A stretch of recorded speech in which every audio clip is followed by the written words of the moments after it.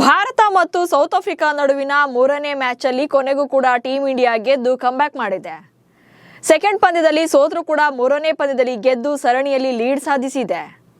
ಮೊದಲಿಗೆ toss ಗೆದ್ದಂತ Bharat first ಓವರ್ನಿಂದಲೇ complete ಆಗಿ bowling ನಲ್ಲಿ ಡಾಮಿನೇಟ್ ಮಾಡಿ ಗೆದ್ದಿದೆ. ಈ ಮೂರೂ ಪಂದ್ಯಗಳಲ್ಲೂ ಕೂಡ ಸೇಮ್ ಸಿಮಿಲಾರಿಟೀಸ್ ಇದೆ. ಏನು ಅನ್ನೋದನ್ನ ಈ ವಿಡಿಯೋದಲ್ಲಿ ಹೇಳ್ತೇನೆ. ನಾನು ಶಾಂತ. ನೀವು ಸುದ್ದಿಯಾನದ ಸಬ್ಸ್ಕ್ರೈಬರ್ ಆಗೋದಕ್ಕೆ ಮರಿಬೇಡಿ. 5 ಪಂದ್ಯಗಳ T20 ಸರಣಿಯ ಮೂರನೇ ಪಂದ್ಯ ಭಾನುವಾರ ಧರ್ಮಶಾಲಾದಲ್ಲಿ ನಡೆಯಿತು.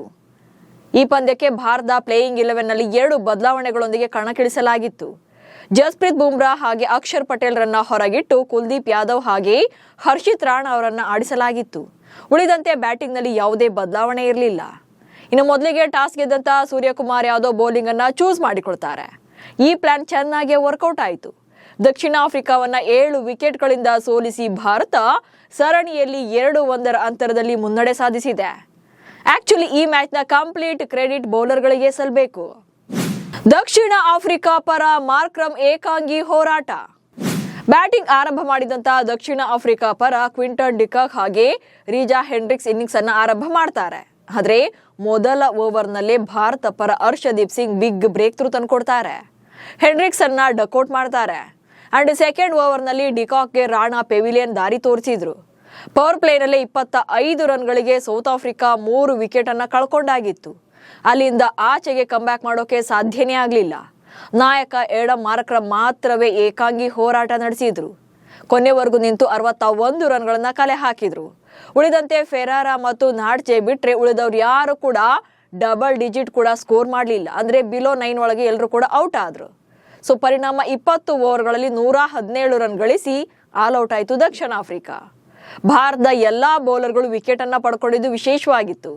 ವರುಣ್ ಚಕ್ರವರ್ತಿ, ಹರ್ಷದೀಪ್ ಸಿಂಗ್, ಹರ್ಷಿತ್ ರಾಣಾ ಹಾಗೆ ಕುಲ್ದೀಪ್ ಯಾದವ್ ತಲಾ 2 ವಿಕೆಟ್ಗಳನ್ನ ಪಡೆದ್ರೆ ಹಾರ್ದಿಕ್ ಪಾಂಡ್ಯ ಮತ್ತು ಶಿವಮ್ ದುಬೆ ತಲಾ 1 ವಿಕೆಟ್ ಅನ್ನ ಪಡೆದು ಶೈನ್ ಆದ್ರು.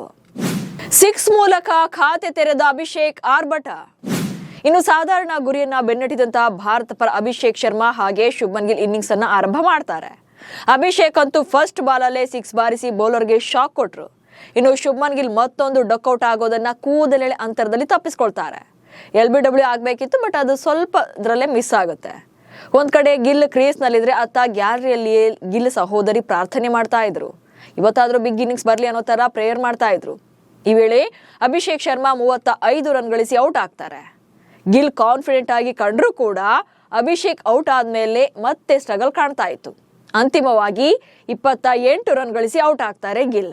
ಇನ್ನು ಸೂರ್ಯ 12 ರನ್ಗಳಿಗೆ ಮತ್ತೆ ಪೆವಿಲಿಯನ್ ಸೇರ್ಕೊಂಡ್ರು.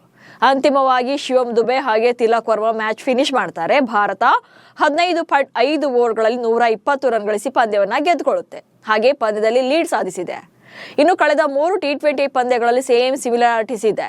ಅದೇನಂದ್ರೆ ಮೊದಲ ಪಂದ್ಯದಲ್ಲಿ ಭಾರತ ಒನ್ ಸೈಡೆಡ್ ಆಗಿ ಗೆದ್ದಿತ್ತು. ಇನ್ನು ಎರಡನೇ ಪಂದ್ಯದಲ್ಲಿ ಸೌತ್ ಆಫ್ರಿಕಾ ತಂಡ ಒನ್ ಸೈಡೆಡ್ ಆಗಿ ಗೆದ್ದಿತ್ತು. ಇನ್ನು ಮೂರನೇ ಪಂದ್ಯದಲ್ಲಿ ಭಾರತ ಮತ್ತೆ ಒನ್ ಸೈಡೆಡ್ ಆಗಿ ಗೆದ್ದಿದೆ. ಅಂದ್ರೆ ಈ 3 ಪಂದ್ಯಗಳಲ್ಲಿ ನೆಕ್ ಟು ನೆಕ್ ಫೈಟ್ ಕಂಡೇ ಇಲ್ಲ. ಸದ್ಯ ಸರಣಿಯಲ್ಲಿ 2 ಪಂದ್ಯ ಬಾಕಿ ಇದ್ದು 4ನೇ ಪಂದ್ಯ ಡಿಸೆಂಬರ್ 17ಕ್ಕೆ ಲಕ್ನೋದಲ್ಲಿ ನಡೆಯಲಿದೆ. ಆನಂತರ ಡಿಸೆಂಬರ್ 19ಕ್ಕೆ ಸರಣಿಯ ಕೊನೆ ಪಂದ್ಯ ನಡೆಯಲಿದೆ. ಸದ್ಯ ಭಾರತ 3ನೇ ಪಂದ್ಯವನ್ನ ಗೆದ್ದಿರೋದಂತೂ ಬಿಗ್ ಅಡ್ವಾಂಟೇಜ್ ಆಗಿದೆ. ಉಳಿದ 2 ಪಂದ್ಯಗಳಲ್ಲಿ 1 ಮ್ಯಾಚ್ ಗೆದ್ರೂ ಕೂಡ ಸರಣಿ ಕೈವಶವಾಗುತ್ತೆ. ನಮಸ್ಕಾರ.